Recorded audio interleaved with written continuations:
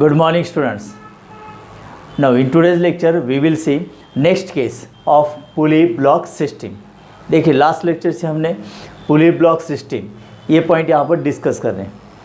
पुली block system के अंदर जो पुली यूज़ होती है that is weightless and frictionless, और जो स्ट्रिंग हम यूज़ करेंगे this is also massless and inextensible. Okay, तो चलिए केस 3 यहाँ पर डिस्कस करते हैं। Now consider a surface that is frictionless surface. It is smooth surface. अब स्मूथ सरफेस का मतलब क्या होता है, वहाँ पर फ्रिक्शन नहीं प्रोड्यूस होता है। फ्रिक्शनलेस सरफेस हम कंसिडर करेंगे हॉरिजॉन्टल। ओके, तो एक टेबल का सरफेस है यहाँ पर, तो एक ब्लॉक सरफेस के ऊपर है और एक ब्लॉक यहाँ पर हैंगिंग पोजीशन में। Okay, and that two blocks are connected by a string, that string is passing over the pulley as shown in figure. तो ऐसे कंडीशन में हमें क्या करना है कि common acceleration and tension produce in the string के लिए हम इक्वेशंस यहाँ पर तैयार करते हैं।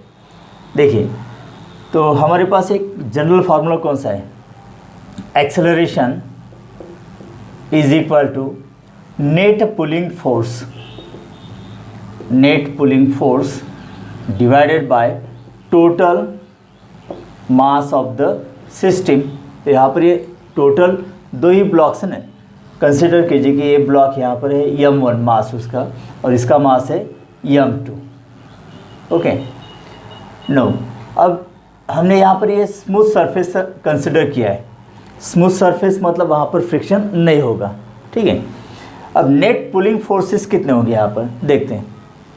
तो m2 ब्लॉक हैंगिंग पोजीशन में, तो इसके ऊपर पुलिंग फोर्स क्या होगा, m2g इस तरह से होगा, बराबर। पुलिंग फोर्स मतलब क्या होता है, that is vertically downward force, जो ब्लॉक को पुल करता है, खींचता है नीचे की तरफ, दैट इज़ पुलिंग फोर्स। तो m2 ब्लॉक के ऊपर पुलिंग फोर्स क्या होगा, m2g, that is its weight and which has direction exactly vertically downward. अब इस m1 ब्लॉक के ऊपर भी एक पुलिंग फोर्स एक्ट होगा, दैट इज़ m1g, बराबर, बिकॉज इसका भी वेट होता है ना, तो वेट की डायरेक्शन क्या होगी, वर्टिकली डाउनवर्ड होगी।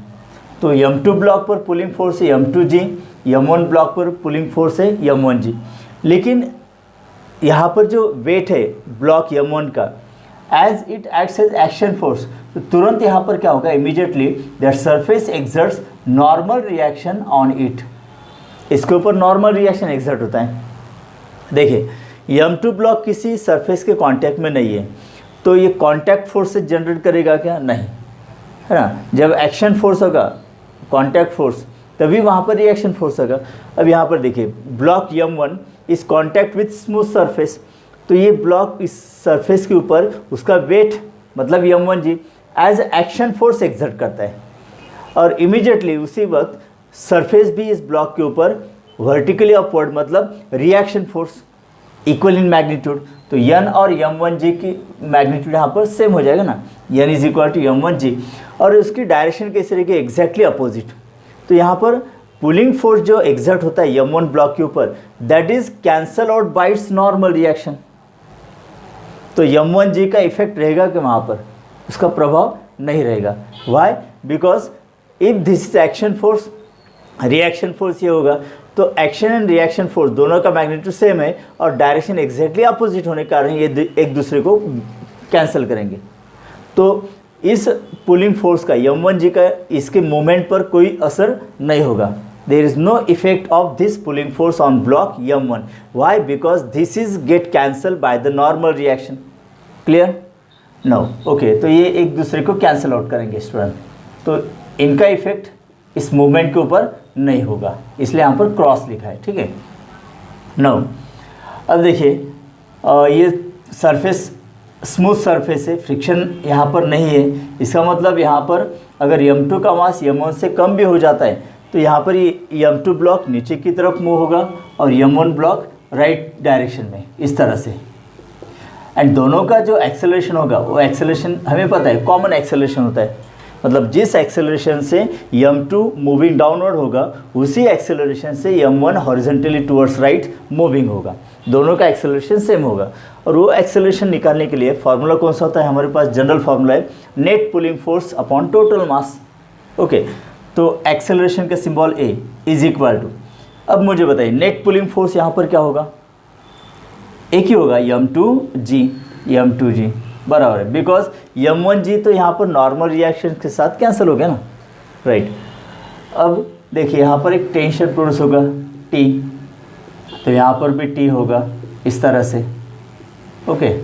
तो इस टेंशन का मतलब क्या होता है कि with this tension that string is pulling this block m2 upward, okay. और इस टेंशन का मतलब क्या होता है कि this block is pulling down this pulley towards the downward direction. अब यहाँ पर देखिए इस T का मतलब क्या होगा कि इस टेंशन की वजह से ये ब्लॉक राइट डायरेक्शन में हो रहा है, ओके।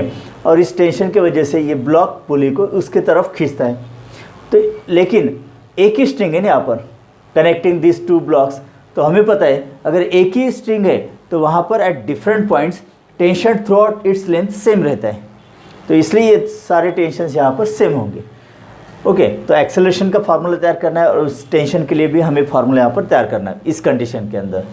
तो यहाँ पर एक ही पुलिंग फोर्स होगा student, net pulling force m2g, because m1g is cancel by this normal reaction, okay. तो m2g डिवाइड बाय टोटल मास, यहाँ पर दो ही ब्लॉक्स है तो टोटल मास क्या होगा m1 plus m2, okay. This is equation number 1 and this is the equation for acceleration in this case, right. अब tension के लिए हमें इक्वेशन तैयार करना है। तो दो ब्लॉक्स है हमारे पास m1 m2, तो हम FBD यहाँ पर सेपरेटली अप्लाई कर सकते हैं स्टूडेंट। तो चलिए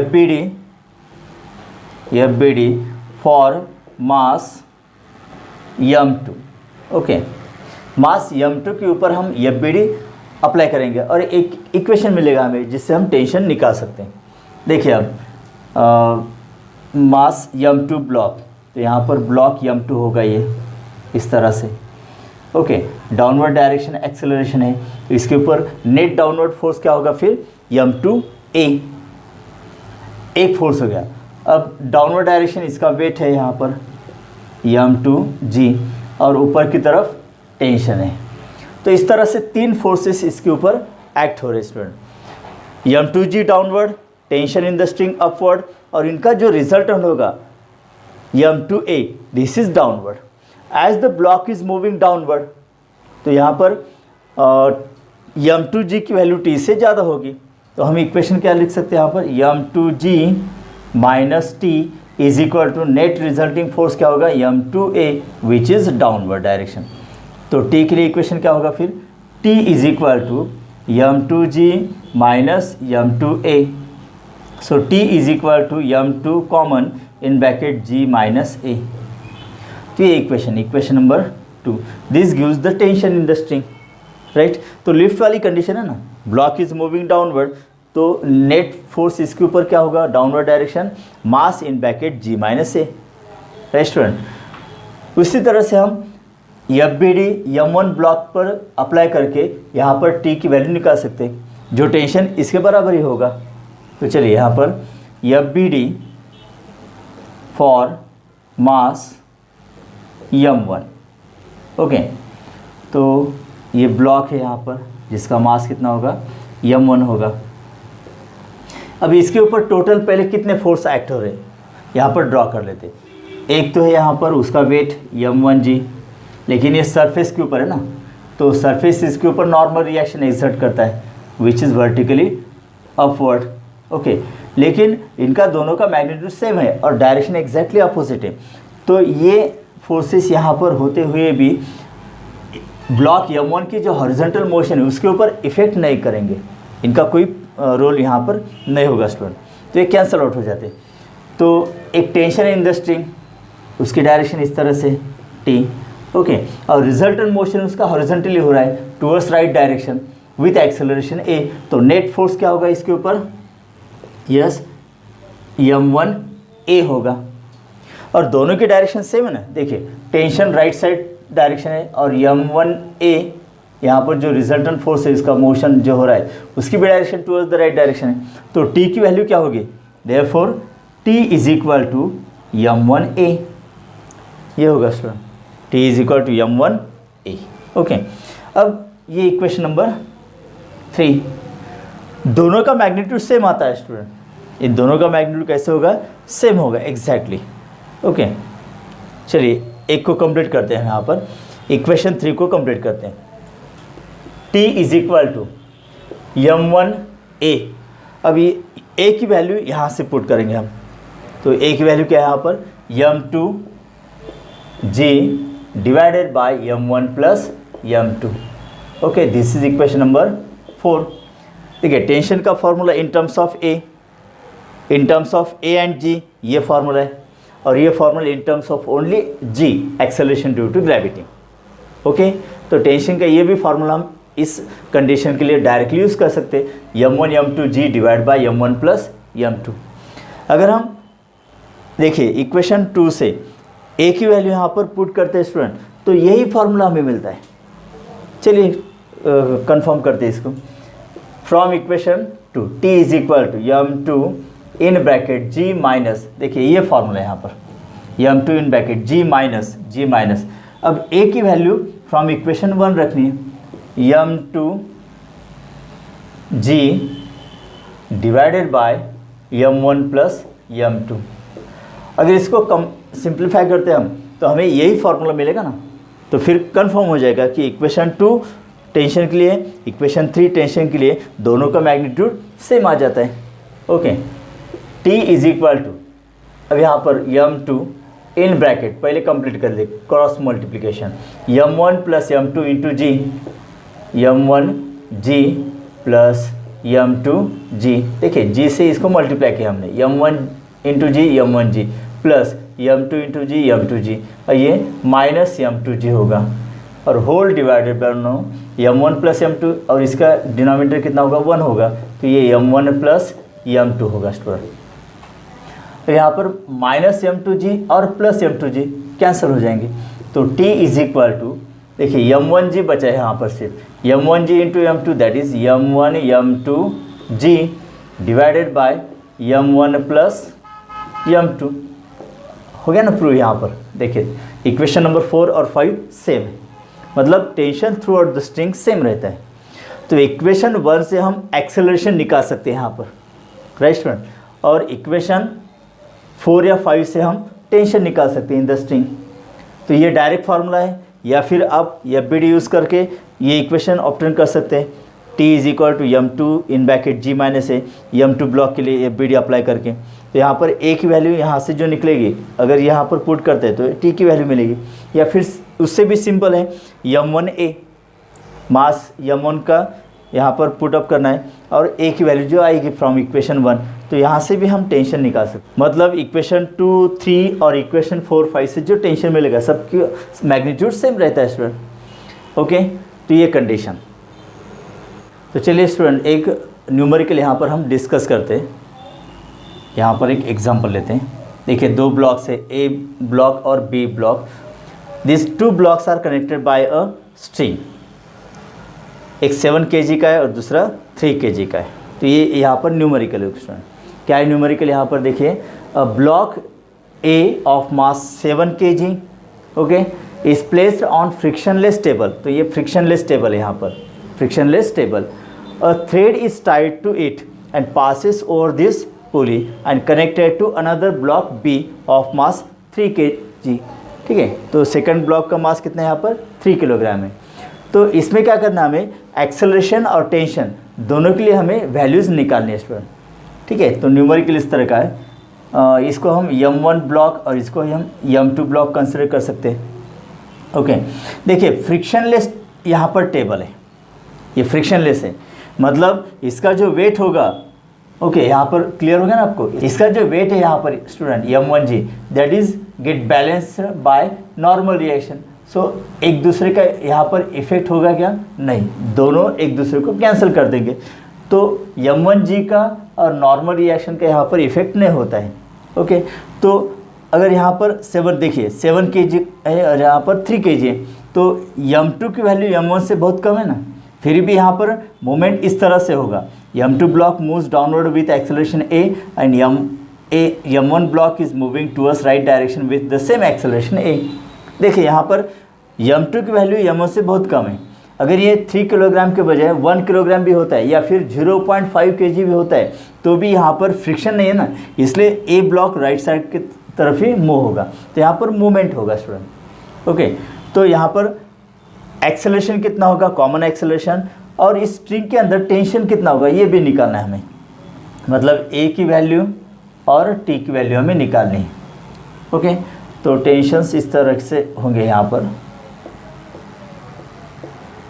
through out the length of the string, tension same रहता है।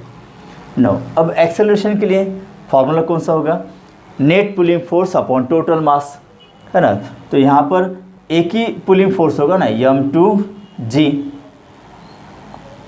ओके, तो इसका जो पुलिंग फोर्स होगा ये तो यहाँ पर नॉर्मल रिएक्शन के साथ कैंसिल हो जाता है। चलिए पहले एक्सेलरेशन निकालते हैं। Acceleration is equal net pulling force, तो एक ही पुलिंग फोर्स है, कितना है वो, m2g divided by total mass of the block और system m1 plus m2। A is equal to, चलिए यहाँ पर g की वैल्यू हम लेते हैं 10 मीटर पर सेकंड स्क्वायर। तो पहले एक्सेलरेशन निकालते हैं। m2 कितना है यहाँ पर 3 किलोग्राम, 3 इंटू जी की value 10 divided by m1 plus m2 7 plus 3, 7 plus 3, so this is 3 into 10 30 divided by 10, so this is 3 metre per second square.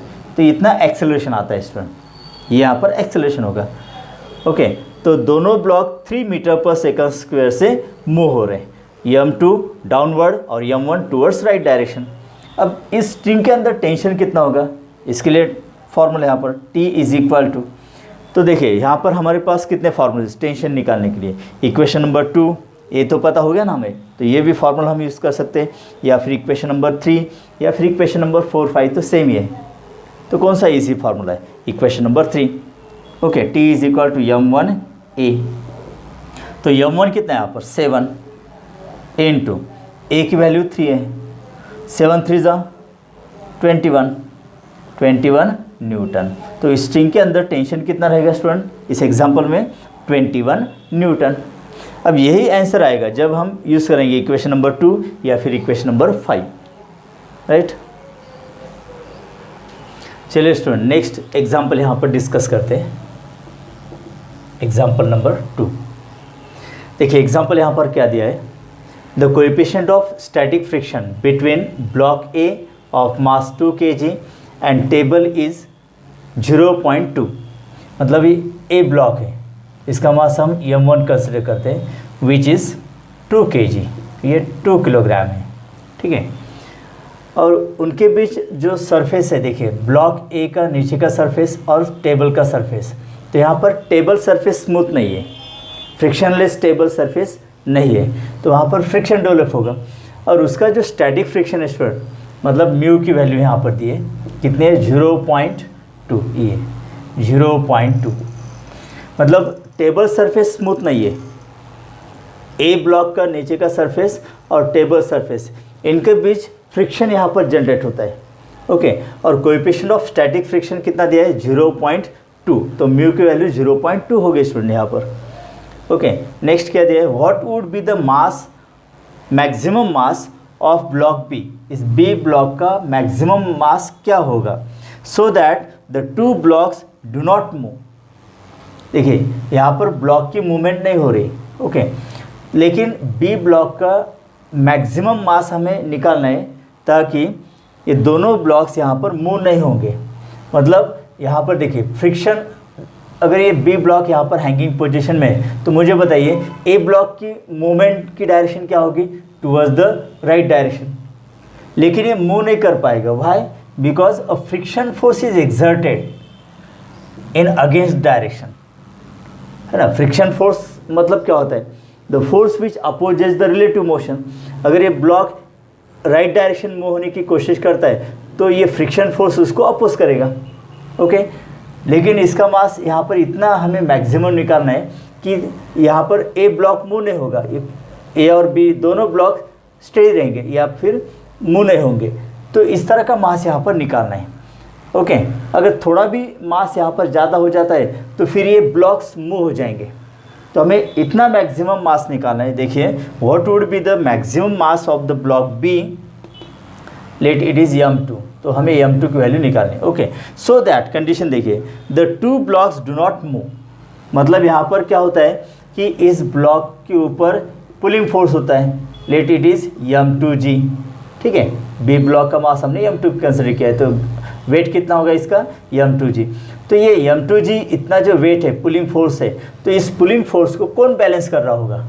Friction force F, बराबर है। देखिए pulling force will move block be towards downward direction, लेकिन friction force ए block को move होने से बचाता है। तो पुलिंग फोर्स m2g और ये फ्रिक्शन फोर्स दोनों का मैग्नीट्यूड अगर सेम होता है स्टूडेंट, तब यहाँ पर ब्लॉक्स मूव हो जाएंगे क्या? नहीं, because m2g get balance by friction force. हाँ, अगर m2g की वैल्यू फ्रिक्शन फोर्स से ज़्यादा होती है तो फिर ब्लॉक्स की मूवमेंट यहाँ पर पॉसिबल है। ओके, तो ये कंडीशन कब सेटिस्फाई होगी कि two blocks do not move, pulling force और फ्रिक्शन फोर्स दोनों सेम होंगे। ओके, तो ये कंडीशन के लिए देखिए कि pulling force must equal to force of friction.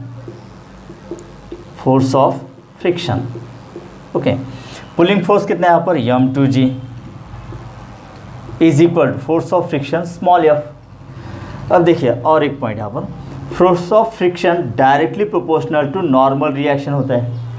Okay, अब फोर्स ऑफ फ्रिक्शन कौन से ब्लॉक के बीच और सरफेस के बीच यहाँ पर डेवलप हो रहा है? ए ब्लॉक का सरफेस और टेबल का सरफेस। तो यहाँ पर इसका जो नॉर्मल रिएक्शन होगा, देखिए इस तरह से नॉर्मल रिएक्शन होगा, उसके पहले पुलिंग फोर्स होगा, मतलब m1g इसका वेट होगा, ये एक दूसरे को कैंसिल आउट करेंगे स्टूडेंट। तो देखिए F directly proportional to normal reaction और उसका वेट दोनों सेम हो जाते हैं, तो m1g F is equal to, अब फ्रिक्शन फोर्स यहाँ पर देखिए प्रोपोर्शनल साइन निकालने के बाद एक कांस्टेंट आता है, that is known as coefficient of friction. What is mu? Coefficient of friction. Okay, m1g। Now this is known as coefficient of static friction. Why it is called coefficient of static friction? Because यहाँ पर block is about to move, लेकिन move हो रहा है क्या block? नहीं, block A will not move, लेकिन it is ready to move. Okay, so this is known as coefficient of static friction और इसकी वैल्यू दी है यहाँ पर 0.2। तो देखिए ये इक्वेशन यहाँ पर हम लिख सकते हैं, m2g is equal to, F के लिए हम यहाँ पर लिखेंगे म्यू m1g, राइट स्टूडेंट, और हमें निकालनी है m2 की वैल्यू। देखिए इस इक्वेशन में जी गेट कैंसिल, तो m2 इज इक्वल टू क्या होगा? Mu m1। ओके, तो म्यू कितना है? 0.2 और m1 की वैल्यू कितनी है? 2 kg 2। तो m2 के लिए वैल्यू क्या आएगी? 0.2 इंटू 2 0.4 किलोग्राम यूनिट। इसका मतलब क्लियर कीजिए कि अगर हम यहाँ पर बी ब्लॉक का मास 0.4 kg लेते हैं स्टूडेंट, तो ये A block is about to move, it is ready to move, लेकिन मूव नहीं होंगे। अगर यहाँ पर देखिए 0.4 किलोग्राम की जगह पर थोड़ा भी अगर हम वेट और मास बढ़ा देते, 0.45 kg भी अगर कर लेते, तो ये दोनों ब्लॉक्स मूव हो जाएंगे। ओके स्टूडेंट, तो इस तरह से ये 0.4 kg आता है, तो 0.4 kg के लिए यहाँ पर मूवमेंट नहीं होगा। तो ऑप्शन देखिए कौन सा होगा? Yes, option A, right student.